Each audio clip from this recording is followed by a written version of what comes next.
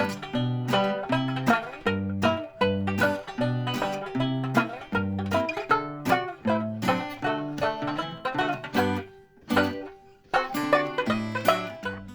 evening, ladies and gentlemen, boys and girls. Evening.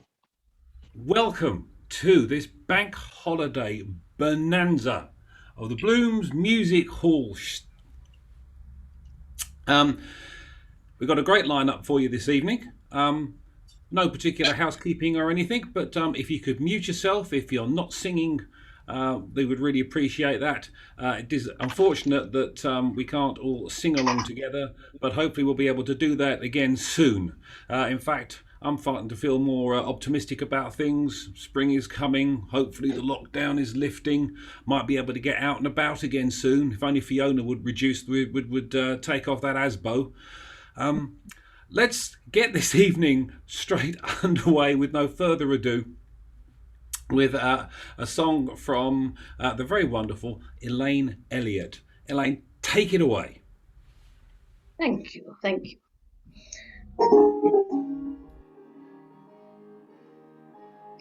I've never been one to boast about the aristocrats I know. In fact, I should be disgraced for showing such beastly taste. If ever I meet a lord or earl, I pass serenely by. It isn't because I'm fey or proud, I'll tell you the reason why. Since I came down from Oxford, I've been aiming at higher things. And now, amongst my friends, I number princes, dukes, and kings. I know the Prince of Monaco, he's a bosom friend of mine. I've had cigars and ginger ales with the Duke of Baden and the Prince of Wales. I know the Emperor of Japan. I've met the King of Spain, I do declare. In fact, I know every public house from Marble Arch to Leicester Square. My pater, they say, was just the same when he was as old as me. He used to drink quarts of sherry with a fellow who owns Cayenne. They tell me that with the Duke of York, his friendship was sublime. He'd get to his house in the morning, yes, and leave there at closing time. I like to do as Father did whenever the Duke's about. I was there just after daybreak, and they've only just thrown me out. I know the Prince of Monaco, he's a bosom friend of mine. I've had cigars and ginger ales with the Duke of Baden and the Prince of Wales. I met the Emperor of Japan. I know the King of Spain, I do declare. In fact, I know every public house from Marble Arch to Leicester Square. Yes, in fact, I know every public house from Marble Arch to Leicester Square. Hey! Thank you, Elaine. That was wonderful. Elaine Elliott, from Marble Arch to Leicester Square, an energetic start to the evening. A quick reminder that we will be having the traditional Blooms musical quiz at half time with a proper prize and everything. So grab a piece of paper and a pen and have it handy for that. Moving on to our next artiste this evening, I had a bit of a funny turn, bit of a shock this week. I was minding my own business, working away at my computer, when all of a sudden my instant messenger went off and my computer started barking at me. Dunnachie! Dunnachie! It said. And I thought, my God, I've been hacked. It's gone mad. It's going to explode. Dunnachie! Oh, it was very distressing. But it turned out it was our next singer, Alec, just trying to put me right on the pronunciation of his surname, because we like to care about the details here. So I was actually very grateful for him after I'd calmed down and stopped shaking. So I'm very delighted now to hand over to our next guest, the very wonderful Alec Dunnachie.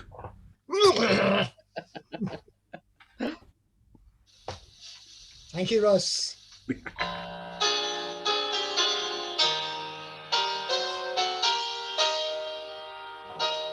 I've just been lingering all alone down Paradise Road. When I was a kiddie, I'd a sweetheart, and down there we would go. I'd call her Nellie, and she'd call me Joe, and we'd run there hand in hand. And we'd both sit down on a doorstep there, and we'd picture the future grand on Mother Carey's doorstep down Paradise Road. I'd sit along Nellie, she'd sit along Joe. She's got a little hole in her frock, a hole in her shoe, a hole in her sock where a toe peeked through. But Nellie was the smartest down her alley on Mother Carey's doorstep. I'm wondering now if little gal Nellie remembers Joe, her boy, and does she love me like she used to on Mother Carey's doorstep down Paradise Road.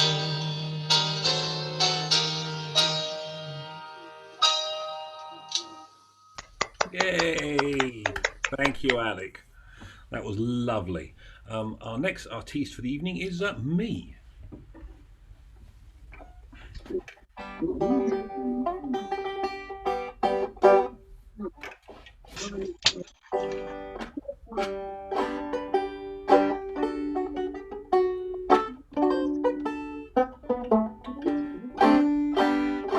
In the boarding house that's run by Mrs. Payne, there lives a little Maggie Jane. She's so shy, she's so sweet, never had a kiss. Well, she came in late the other night and the boarders shouted this: Maggie Jane, you've been at it again. Maggie Jane, you've been at it again. Down in the town the other morning, you took the gypsy's warning. Maggie Jane, courting isn't your game. What were you doing on Lover's Lane? You tried to tell us that you kissed yourself goodnight, but Maggie Jane, you've been at it again. This song is all chorus, so join in with that.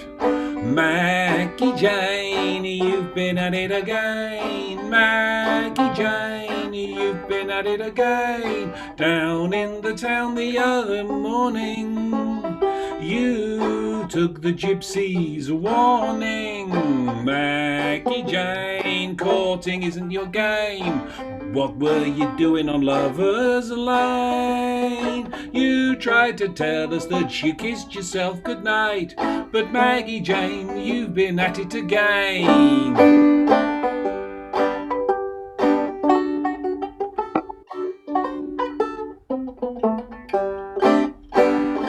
All the boarders called to little Maggie Jane. Tell us, oh, what's the hero's name? Did he kiss, did he squeeze? He kissed you, we suppose. Well, he's greedy, 'cause he's even kissed the powder off your nose. Here we go. Maggie Jane, you've been at it again. Maggie Jane, you've been at it again. Down in the town the other morning, you took the gypsies a warning. Maggie Jane, courting isn't your game. What were you doing on Lover's Lane? You tried to tell us that you kissed yourself goodnight. Well, Maggie Jane, you've been at it again. Last time, Maggie Jane, you've been at it again. Maggie Jane, you've been at it again. Down in the town the other morning, You took the gypsy's warning. Maggie Jane, courting isn't your game. What were you doing on Lover's Lane? You tried to tell us that you kissed yourself goodnight, but Maggie Jane, you've been at it again. Maggie Jane, you've been at it again. And I can promise you that chorus will haunt your dreams tonight. Our next turn, with one of the great classic treasures of the music hall, is one of the great classic treasures of Bloom's Music Hall, the very wonderful Janet Evans. Take it away, Janet.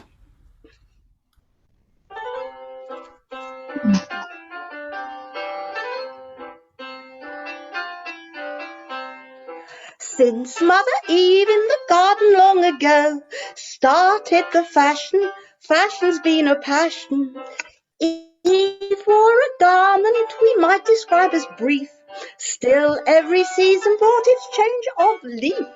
She'd stare if she could come to town. Oh, what would Mother Eve say of my new Parisian gown? When I take my morning promenade, quite a fashion card on the promenade. Oh, I don't mind nice boys staring hard if it satisfies their desire.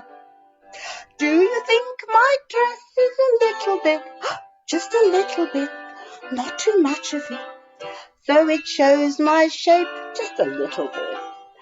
That's the little bit the boys admire.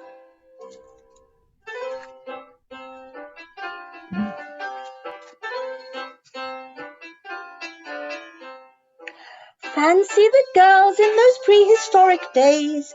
Each wore a bearskin covering their fair skin. Lately Salome has charmed us, to be sure, wearing a row of pearls and not much more. Fancy me dressing like that too. I'm sure the Daily Mirror man would want an interview. When I take my morning promenade, quite a fashion card on the promenade. Oh, I don't mind nice boys staring hard if it satisfies their desire. Do you think my dress is a little bit, just a little bit, not too much of it, though it shows my shape just a little bit? That's the little bit the boys admire.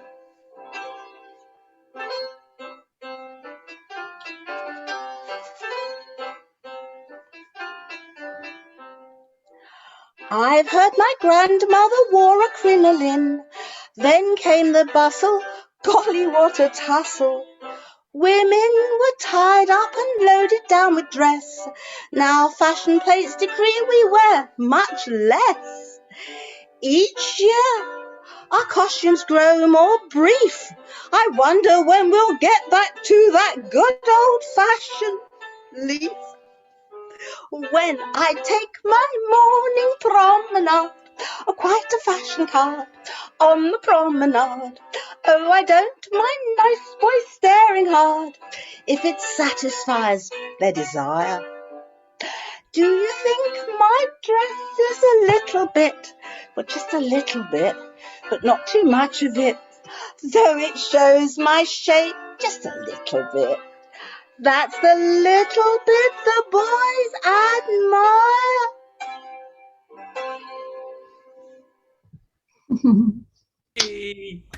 Thank you, Janet. That was wonderful. Thank you so much. So a moth goes to see a chiropodist. And the chiropodist says, how can I help you? And the moth says, I don't know what to do, doctor. I'm so down all the time. I don't sleep, don't eat, got no sex drive. And the other day I just looked at the eyes of my only child and I thought, I got no love for you. You're nothing to me. I don't know what I'm going to do. And the chiropodist says, well, you sound like you need some help. You sound like you're in trouble, but I think you need to go and see what's called a psychiatrist, which is like a kind of a doctor for the head, whereas I'm a chiropodist. I'm kind of a doctor for the feet. And the moth says, "Yeah, I know." And the chiropodist said, "Well, why'd you come in here for?" And the moth says, "Well, your light was on."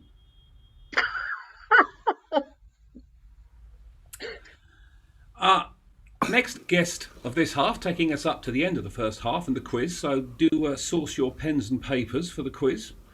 But we are delighted to have a turn from the very wonderful Mr. Dominic McGrath. Take it away, Dom.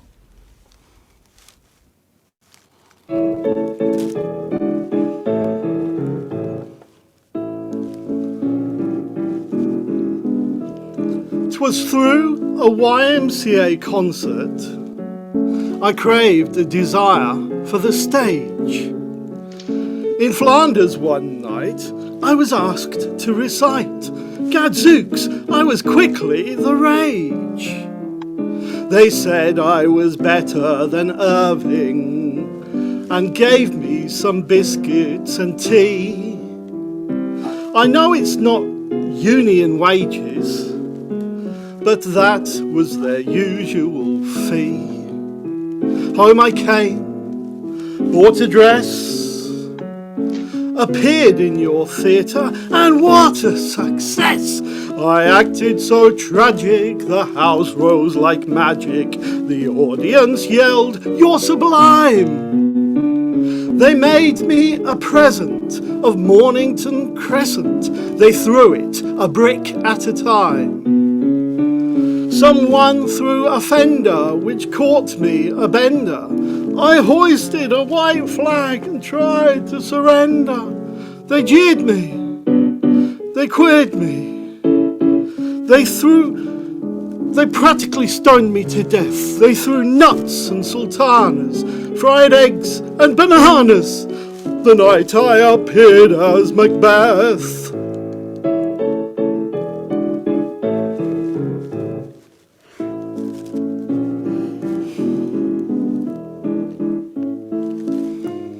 The advertised time on the curtain was 6:45 on the sheet.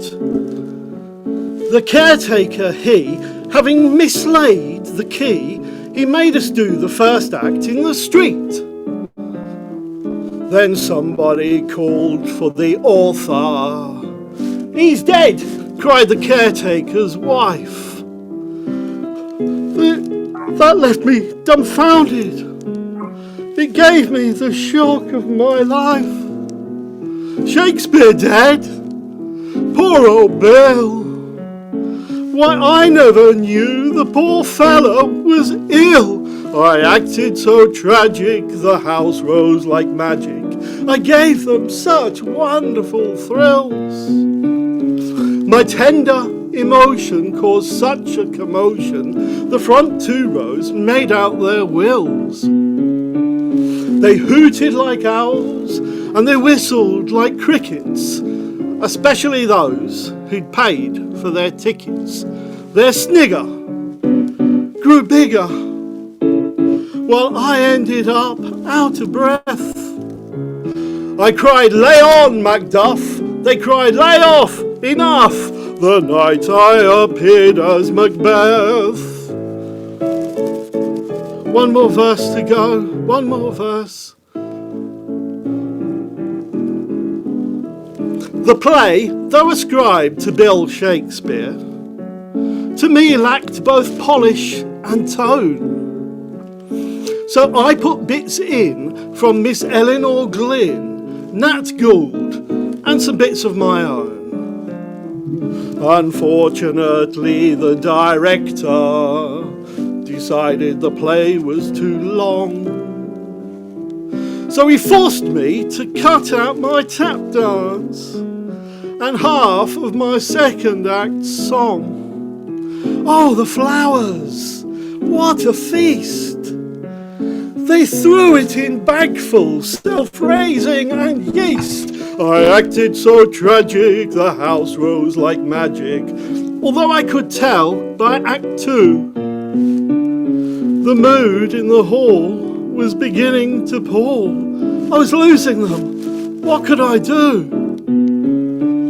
Then one of the witches ripped open my breeches. I was undone. but the house was in stitches. I pleaded, unheeded, while they cheered on the scene of my death. Then to add to my odium, I fell off the podium the night I appeared as Macbeth. The night I appeared as Macbeth. Thank you, Dominic. Wonderful stuff. He really is a very wonderful thespian, is Dom. Do you remember, Dominic, that time you were doing Macbeth and somebody who was so moved, somebody in the second row was so moved, they actually attempted suicide? Do you remember? Because the bullet went just past your head. Some time now for our second half. And one of the great cornerstones of the music hall tradition, venerated over many, many decades, is going to give us a song now. Take it away, John Cain. On a Monday, I never go to work. On Tuesday, I stay at home. Wednesdays, I can't abide. Work's the last thing on my mind. Thursday, I draw my dole, and Fridays I detest. And I never go to work on a Saturday. And Sunday is me day of rest. Well, my wife, I couldn't tell you why, never get annoyed about her old glass eye. Her long tongue I think a treat, but I've been worrying about her feet. They're not feet, they're yards and yards with corns on them so high. When she goes out, the neighbours shout and the pretty little youngsters cry. Daisy, what daisy roots, must be a big shop where you buy your boots. Your feet, dear, dear Daisy, to carry them around you can't be lazy when you go to sleep. Who do you get to mind 'em? You got a lot of feet in the front of your legs and you got a lot of feet behind 'em. She goes in a field when she wants 'em sold and healed. Snobs all say each one's a gem. Well, it takes 10 minutes to walk round them. Steamrollers are not required when she goes walking out. The houses shake, the coppers quake, and they holler when she puts 'em out. Daisy, what daisy roots, must be a big shop where you buy your boots. Your feet, dear, dear Daisy, to carry them around you can't be lazy when you go to sleep. Who do you get to mind 'em? You got a lot of feet in the front of your legs and you got a lot of feet behind 'em. Night time is very funny still. She has to put 'em out upon a windowsill. About 1,000 old black crows build their nest in and out of her toes. If we all had teeth like hers, this world would be too small. They tick like clocks, they give hard knocks, no wonder all the people bawl. Daisy, what daisy roots, must be a big shop where you buy your boots. Your feet, dear, dear Daisy, to carry them around. You can't be lazy when you go to sleep. Who do you get to mind 'em? You've got a lot of feet in the front of your legs, and you've got a lot of feet behind 'em. Hey! Thank you, John. Excellent, wonderful, wonderful stuff. Our next artist is another regular here at Bloom's Music Hall. Let's have a big, virtual, regrettably silent, but one day it won't be, round of applause for Ms. Fiona Slater. Take it away, Fiona. Oh dear, something terrible's happened. Oh, I don't think my nerves can stand it. Oh, it's awful, it really is. Oh. In our little village there has been a tragedy. Dearie, dearie me, such a terrible tragedy. Mary Ellen Bottomley today should have been wed. Well, it's a good job that she didn't now, as everybody said. Mary Ellen at the church turned up, her mother turned up, and her dad turned up.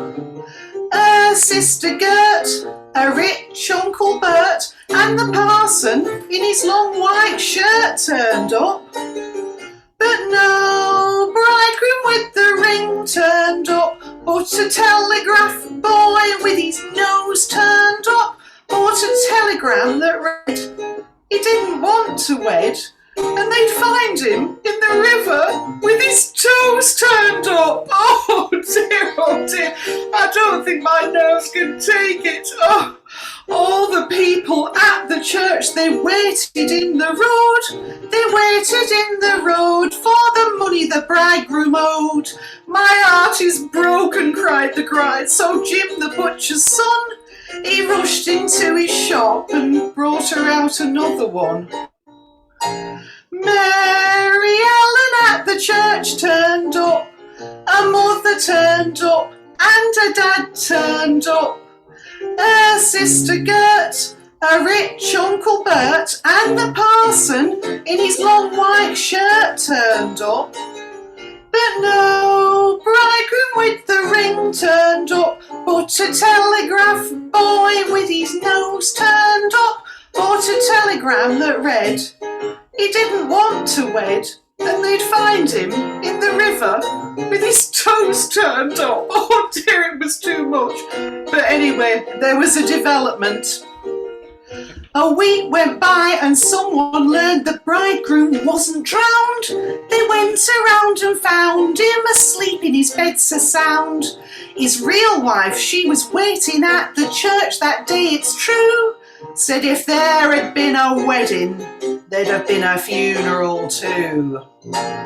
Mary Ellen at the church turned up, her mother turned up, and her dad turned up, her sister Gert, her rich Uncle Bert, and the parson in his long white shirt turned up. But no bridegroom with the ring turned up, but a telegraph boy with his nose turned up, bought a telegram that read, he didn't want to wed, and they'd find him in the river with his toes turned up. Now I want to do the chorus again, and you're going to help me this time. You'll know when to come in because I shall gesticulate. Mary Ellen at the church, her mother and her dad, her sister Gert, her rich Uncle Bert, and the parson in his long white shirt Turned up. But no bridegroom with the ring, Turned up. but a telegraph boy with his nose, Turned up. bought a telegram that read, he didn't want to wed, and they'd find him in the river with his toes. Turned up. Thank you, Fiona. Great stuff, great stuff. I mean, I didn't know the meaning of true happiness until I got married. Then it was too late. My wife said to me the other day before we got married, you told me you worshipped the ground I walked on. I said, yeah, I thought you owned that flat. Anyway, enough of the misogynistic old jokes. Let's move on to our next artiste. This is, I believe, Chris is his first time here at the Blooms Music Hall. So let's make him especially welcome with a big, warm, virtual welcome. Take it away, Chris Millington. There's a famous seaside place called Blackpool that's noted for fresh air and fun. And it was there that Mr. and Mrs. Ramsbottom went with young Albert, their son. Oh, a grand little lad was young Albert, all dressed in his best, quite a swell, with a stick, with an horse's head handle, the finest that Woolworths could sell. Well, they didn't think much to the ocean. The waves, they were fiddling and small. There was no wrecks and nobody drowned. In fact, nothing to laugh at all. So, seeking for further amusement, they paid and went into the zoo, where they'd lions and tigers and camels, old ale and sandwiches too. There were one great big lion called Wallace. His nose was all covered in scars. He lay with a somnolent posture, with his face pressed up to the bars. Now, Albert had heard about lions, how they were ferocious and wild. But to see Wallace lying so peaceful, well, it didn't seem right to the child. So straightway the brave little fella, not showing a morsel of fear, took his stick with its horse's head handle and shoved it in Wallace's ear. Well, you could see the lion didn't like it. For giving a kind of a roll, he pulled Albert inside the cage with him and swallowed the little lad whole. Then Pa, who had seen the occurrence and didn't know what to do next, said, Mother, yon lion's at Albert. And Mother said, well, I am vexed. Then Mr. and Mrs. Ramsbottom, quite rightly, when all said and done, complained to the animal keeper that the lion had eaten their son. And the keeper was quite nice about it. He said, oh, what a nasty mishap. Are you sure it's your boy that is eaten? Pa said, am I sure? There's his cap. The manager had to be sent for. He came and he said, what's to do? Pa said, yon lion's at Albert, and him in his Sunday clothes too. Then Mother said, right's right, young fella. I think it's a shame and a sin for a lion to go and eat Albert, and after we pay to come in. Well, the manager wanted no trouble. He took out his purse right away, saying how much to settle the matter. And Pa said, what do you usually pay? But Mother had turned a bit awkward when she thought where her Albert had gone. She said, no, someone's got to be summoned. So that was decided upon. Then off they went to the police station in front of the magistrate chap. They told him what happened to Albert and proved it by showing his cap. The magistrate gave his opinion that no one was really to blame. He said that he hoped the Ramsbottoms would have further sons to their name. That Mother got proper blazing. And thank you, sir, kindly, said she. What waste all our lives raising children to feed bloody lions? Not me.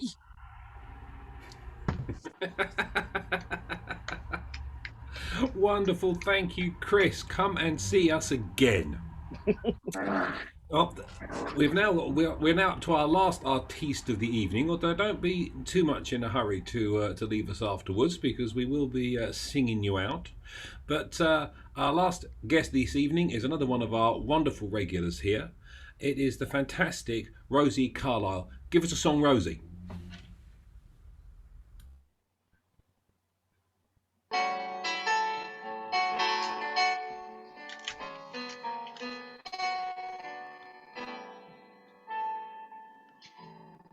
Oh, won't we have some money when the summer comes again?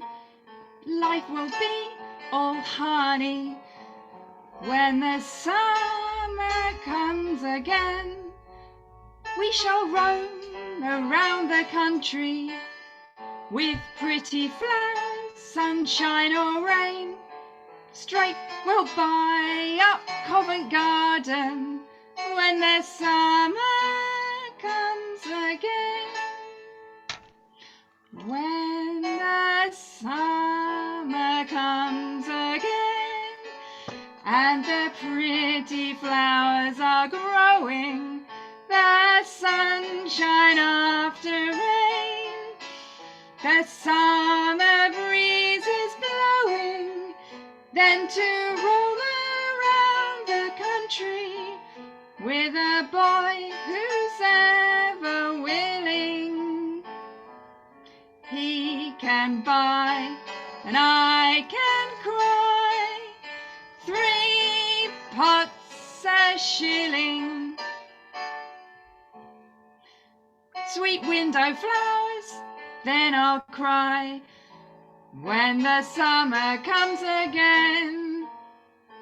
Toffs from us, we'll buy 'em when the summer comes again. For I know the best of houses where lots of profit we can gain. Splendid clothes they'll give for flowers when the summer comes again. When the summer comes again and the pretty flowers are growing. The sunshine after rain, the summer breeze is blowing. Then we'll roam around the country with a boy who's ever willing. He can buy and I can cry, 3 pots a shilling. Oh, won't we turn out dashing when the summer comes again? Folks will talk about us when the summer comes again. I shall dress in brushy velvet, for him a silver watch and chain. Let Cove see we knows our book when the summer comes again. When the summer comes again, and the pretty flowers are growing, the sunshine after rain, the summer breeze is blowing, then we'll roam around the country with a boy who's ever willing.